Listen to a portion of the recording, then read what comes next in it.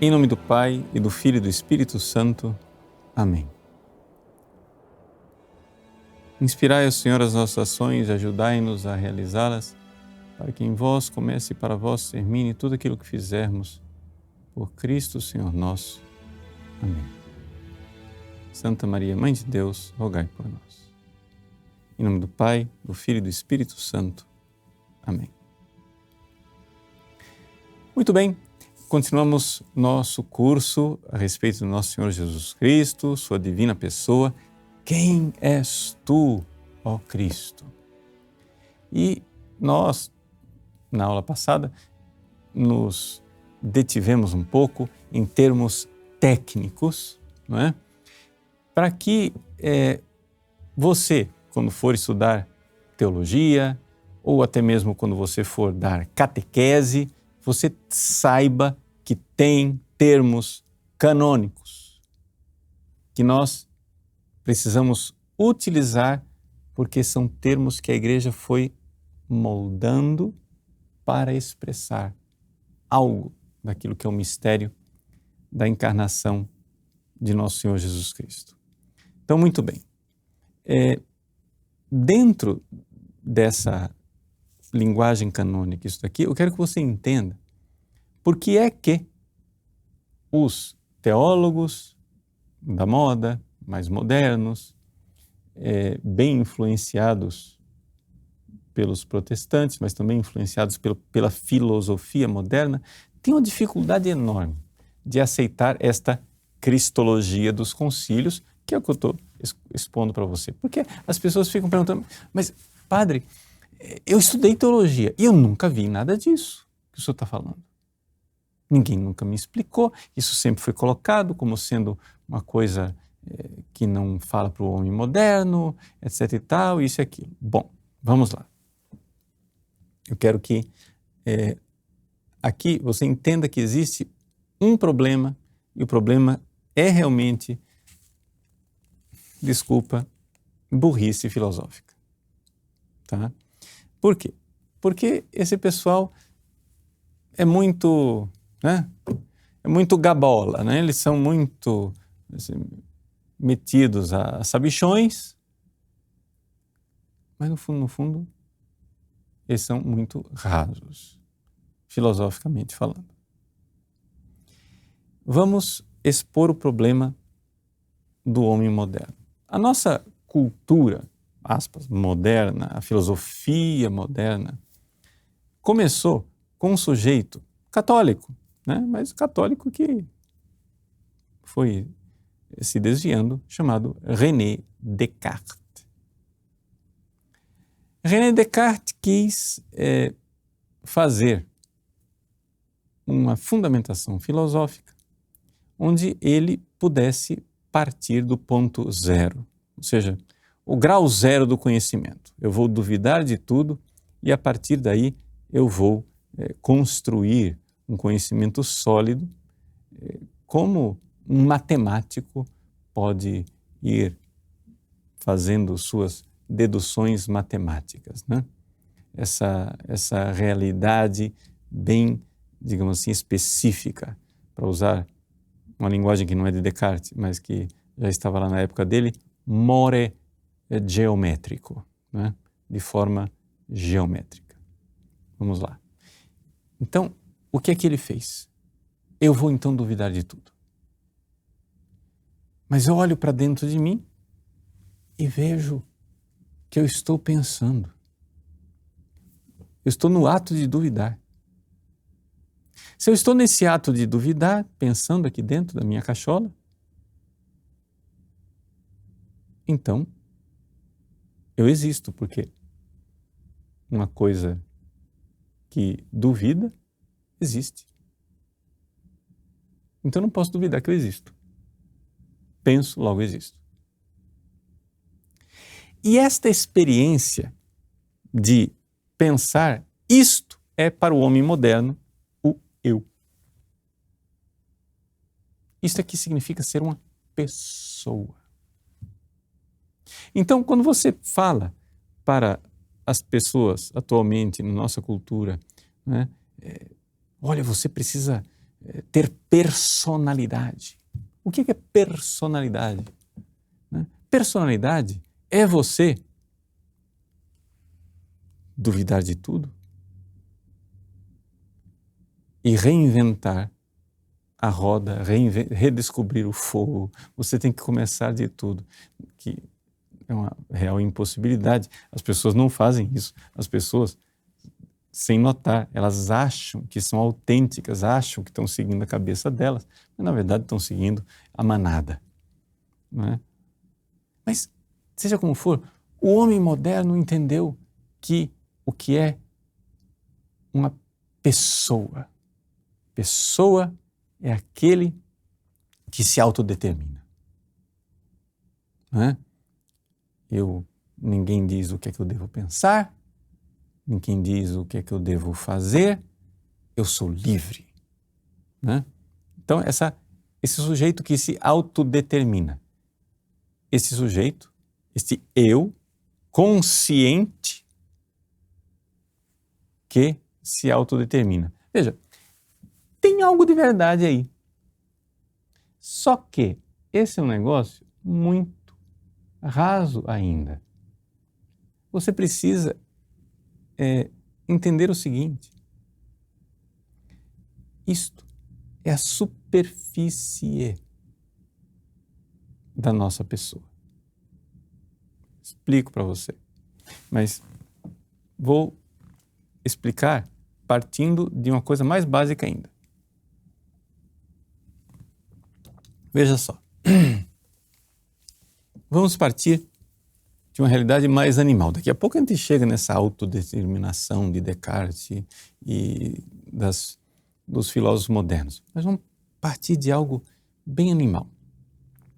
Os animais, eles têm uma forma de entrar em contato com o mundo ao redor, que é o conhecimento sensível. O animal, ele vê, ele fareja, ele ouve, então se dá conta do que está acontecendo. A partir do fato que ele se dá conta do que está acontecendo, que é um conhecimento sensível, pode ser que desperte dentro dele uma coisa chamada apetite sensível. Ele farejou e fica aquilo é comida, ele quer comer. Ele viu e vê uma fêmea atraente, ele quer acasalar. Esses são apetites. Então, a gente vê no animal que existe essa realidade. Ele entra em contato pelos sentidos com o mundo que está lá fora e ele também sente uma inclinação, é o que a gente chama de apetite, né? Sente uma inclinação ou uma repulsa, tanto faz, para aquilo que ele acabou de conhecer. Nós, seres humanos, também temos isso. Os nossos bebês veem as coisas e já faz sinal que quer. Eu quero isso.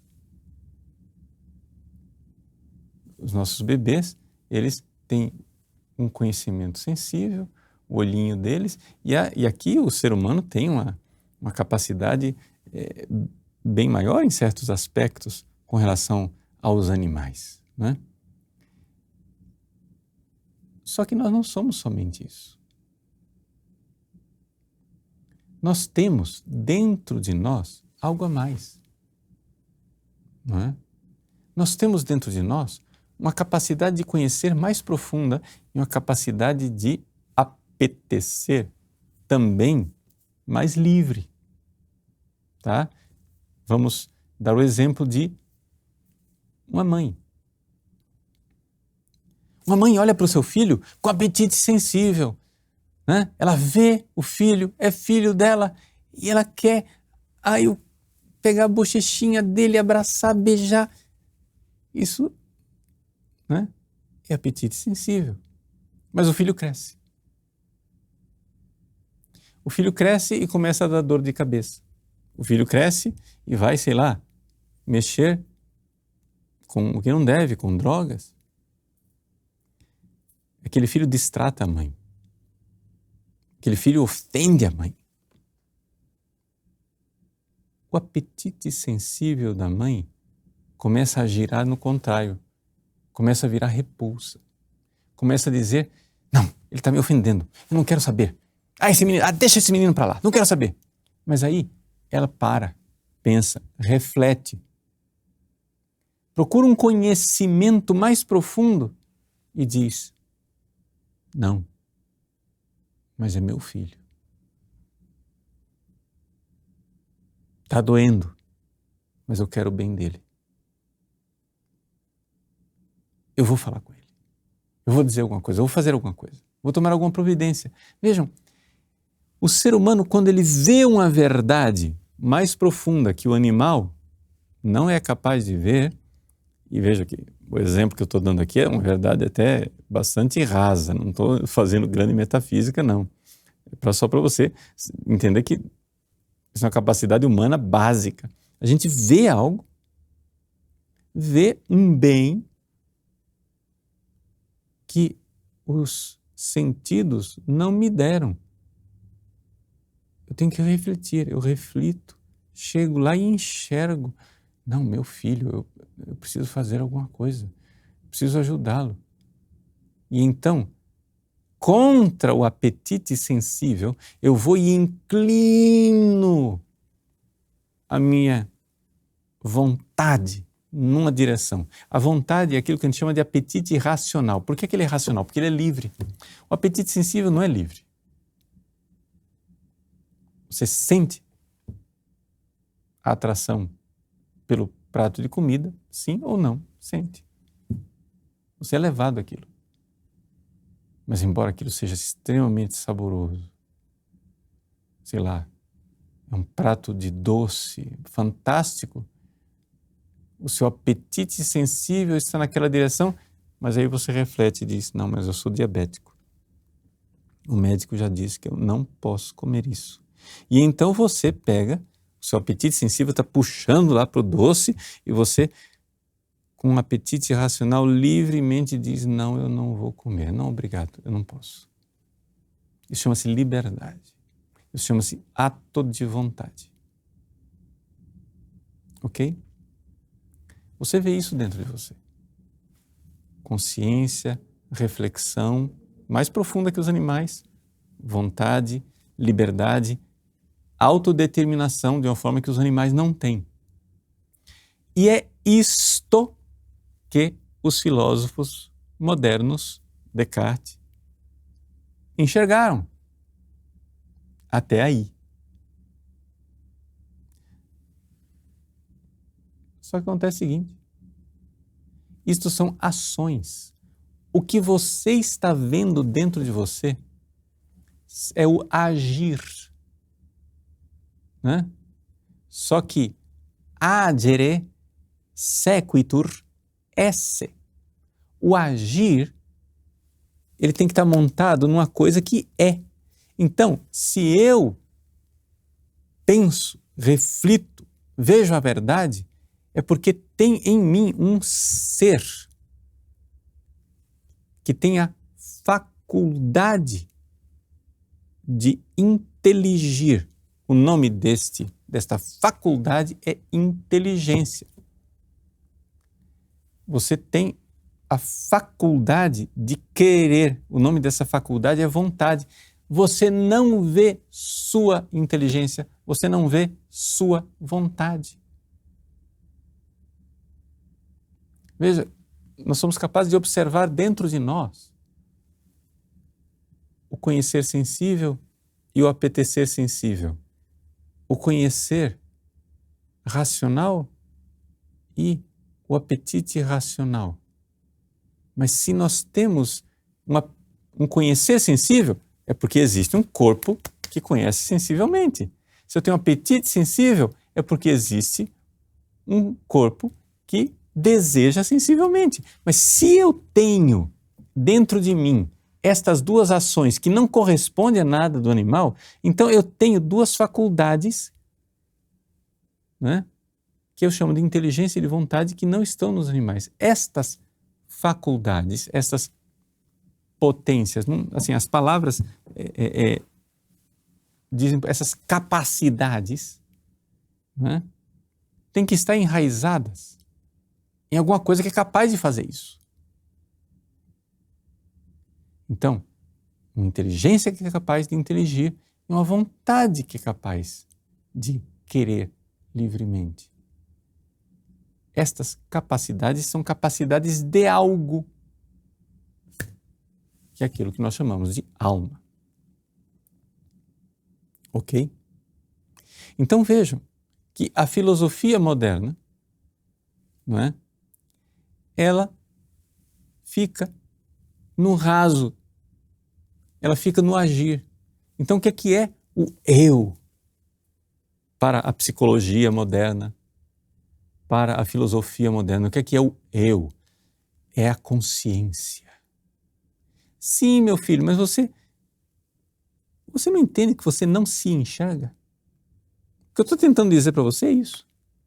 É que dentro de nós existe uma realidade mais profunda, ontológica, no ser que nós não enxergamos. Nós vemos os efeitos da coisa, mas nós não vemos a coisa. Você não vê sua alma, você não vê sua inteligência, você não vê sua vontade, e você não vê a alma no qual a inteligência e a vontade estão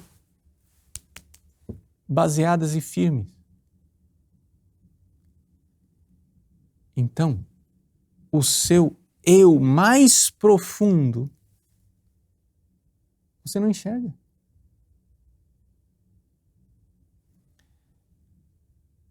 E aí que está a coisa. A filosofia moderna perdeu todo esse pedaço aqui que a filosofia antiga já tinha refletido.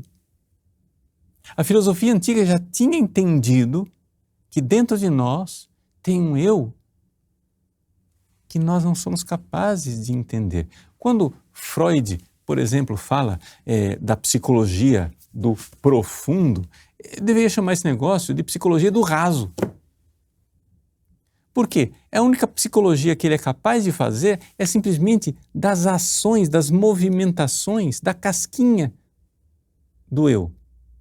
Essa realidade egóica para a psicologia, que é essa aparência aqui de ação. Mas existe algo mais profundo no ser, tá? Até aqui a filosofia antiga tinha chegado. E a Igreja Católica não quer renunciar a esse mistério. O mistério de um eu muito mais profundo. Padre, esse eu é o inconsciente? Não, esse eu não é o inconsciente. Esse inconsciente é um negócio da psicologia moderna. Nós estamos falando da alma. Isto os filósofos gregos já tinham descoberto. Só que com a encarnação de Jesus, por revelação divina, nós descobrimos que tem um andar mais embaixo ainda. Por quê? Porque Jesus, homem igual a nós em tudo. Então ele tem o conhecimento sensível, ele tem o apetite sensível, ele tem uma inteligência humana e uma vontade humana. Ele tem uma alma humana. Dizer que Jesus não tem alma humana é heresia, é o apolinarismo, que foi condenado por vários sínodos e finalmente condenado pelo Concílio de Constantinopla em 381. Jesus tem uma alma humana, Jesus tem uma natureza humana completinha, corpo e alma, não está faltando nem um pedaço, entre aspas. Ok? Só que, embora Jesus tenha uma inteligência humana, uma vontade humana, uma alma humana, quando ele diz eu, ele diz eu numa camada mais profunda que não é a alma humana. Porque nenhuma alma humana poderia dizer eu sou a ressurreição e a vida. Nenhuma alma humana poderia dizer eu sou o caminho, a verdade e a vida. Nenhuma alma humana poderia dizer eu sou a luz do mundo. nenhuma alma humana poderia dizer aquilo que Deus disse na sarça ardente para Moisés. Eu sou aquele que sou. E Jesus diz. Então, existe ainda uma camada ainda mais profunda. Ou seja, a pessoa é uma realidade mais profunda do que a própria realidade da alma, que então os filósofos cristãos começaram a investigar. E começaram a ver que havia ali, né, uma coisa que precisávamos inventar uma linguagem. A linguagem já estava inventada, mas foram adaptando e foram então vendo que é isto que nós chamamos de suppositum, hipóstasis, ou seja, é, digamos assim, aquilo no qual está assentado o todo daquela realidade que realmente existe. Essa hipóstase, linguagem filosófica, esse suppositum, nos seres espirituais, como Deus, os anjos, os seres humanos, nos seres espirituais, esse substrato, digamos assim, essa hipóstase, esse suppositum, nós damos o nome de pessoa. Então, Deus é um só Deus em 3 pessoas. Os anjos são pessoas. Ou seja, o que quer dizer? É aquilo que a gente ensinou na aula passada. São sujeitos de atribuição. Palavra difícil, padre. Responde a pergunta, quem é? Quem fez isso? O anjo Gabriel chega para Maria e diz, eu sou Gabriel. Né? Na verdade, ele disse eu sou Gabriel e explicou para Zacarias. Né? Mas, eu sou Gabriel. Se o arcanjo Miguel chegasse para nós e dissesse, eu sou Miguel. Quem é este eu? É uma pessoa angélica. Vejam que a palavra pessoa aqui está sendo usada de forma muito técnica. No dia a dia, as pessoas na calçada usam a palavra pessoa para designar seres humanos. Não é isso? Aqui nós estamos num nível muito mais profundo. A pessoa, ela é muito mais profunda do que simplesmente essa coisa, até mesmo que nós temos no dia a dia do nosso nível de consciência. Então, nós estamos dizendo aqui, ou seja, Jesus, como diz o Concílio Vaticano II, Jesus revela o homem a ele mesmo. Jesus veio nos dizer o que é, qual é a nossa dignidade humana. E isso é uma das coisas que nós só iremos enxergar no céu. Como diz São Paulo, né? Lá no céu nós conheceremos como somos conhecidos. Ou seja, você não conhece você. Você não enxerga a sua pessoa. Esse nível que você tem aqui do penso, logo existo, duvido, reflito, não sei o quê, você é capaz de filosoficamente aprofundar um pouco, mas você não é capaz de chegar no substrato verdadeiro para enxergar o seu eu ontológico, a pessoa que você é, que na realidade Deus vê. Você já parou para pensar? Deus sabe quem eu sou profundamente e me ama profundamente. eu não sei quem eu sou e por isso não dou conta de me amar. Quanta gente se odeia, se destrói, se estraçalha. Quanta gente olha para si, para esse nível de consciência raso aqui e odeia. Aí eu me odeio, eu não queria ser assim, etc e tal. Claro, você não se vê. Você não se conhece como é conhecido. Você vai se ver em Deus.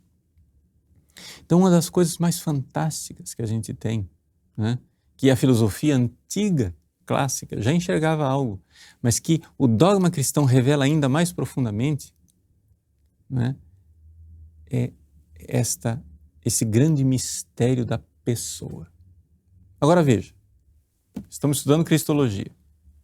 Se nós temos uma dificuldade de enxergar a pessoa humana que eu sou, bom, não é de admirar que você tenha dificuldade de enxergar a pessoa divina que é Cristo. Ou seja, Jesus, sim, é homem, igual a nós em tudo, ou seja, uma natureza humana, corpo e alma, que tem, porém, um supósito, uma pessoa, que é a segunda pessoa da Santíssima Trindade, em cima da qual está assentada toda essa natureza completa, humana, perfeitíssima, mas unida à segunda pessoa da Santíssima Trindade de uma forma misteriosa, nessa união que não é uma união acidental, como os santos se unem a Deus. Mas também não é uma união que pega a natureza humana e dissolve, como combinações químicas que criam novos elementos. É uma unidade ontológica, substancial, nessa hipóstase, nessa substância.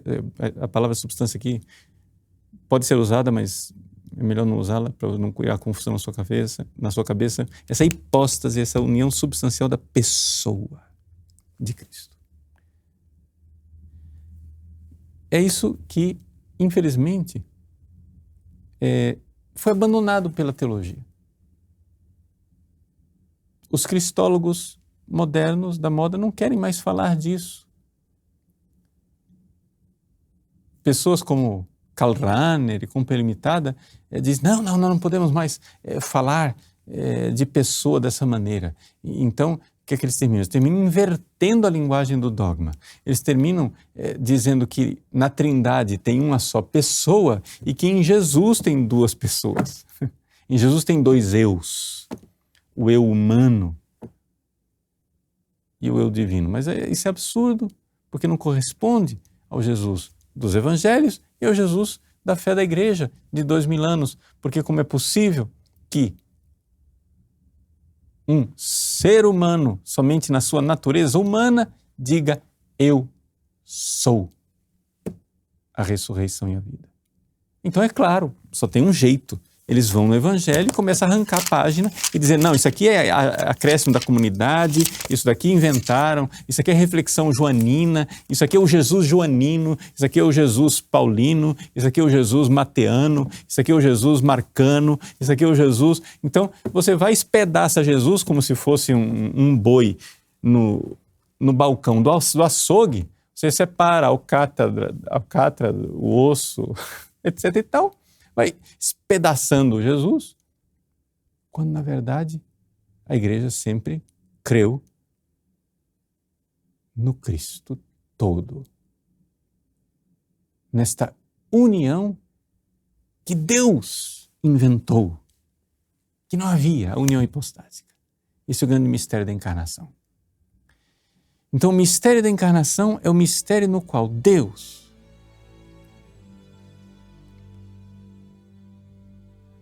criou uma humanidade hipostaticamente unida à segunda pessoa da Trindade.